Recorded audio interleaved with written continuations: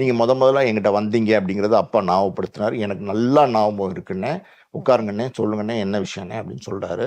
இப்போ அப்பா சொல்கிறார், ஒரு படம் பண்ணணும் சேர்ந்து அப்படின்னு. தாராளமாக நம்ம பண்ணலாம், நீங்கள் அட்வான்ஸ் கொண்டு வந்து கொடுங்க. வேறு எதுவுமே பேசிக்கல. எவ்வளோ சீக்கிரம் உங்களுக்கு டேட்ஸ் கொடுக்க முடியுமோ கொடுத்து நான் வந்து கோஆப்ரேட் பண்ணுறேன், அட்வான்ஸ் கொண்டு வந்து கொடுங்கன்னு சொல்கிறாரு. பேசிகிட்டே இருக்கும்போது சாப்பிட்டு தான் போகணும் அப்படின்னு சொல்லி ரொம்ப கம்பல் பண்ணுறாரு. ஸோ அப்பா, நான், விஜயகாந்த் சார் எல்லாம் உட்காந்து அன்னைக்கு லஞ்ச் அவரோட தான் நாங்கள் சாப்பிட்டோம். அப்போ நான் பார்த்தேன் அவருடைய குவாலிட்டிஸ். அதுக்கு முன்னாடி நான் நிறைய இடத்துல ஃபங்க்ஷன்ஸ்லாம் விஜயகாந்த் சார் பார்த்துருக்கேன்.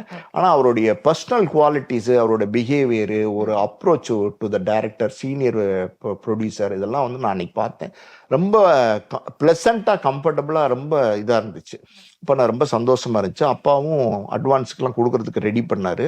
வேறு சில காரணங்கள், அது பேசுனா அது ஒரு எபிசோட் பேசுகிறோம், அந்த மாதிரி ஒரு காரணங்கள்னால அந்த அட்வான்ஸ் அன்னைக்கு கொடுக்க முடியாமல் போச்சு. விஜயகாந்த் சாரோட அந்த படம் அன்னைக்கு பண்ண முடியாமல் போச்சு.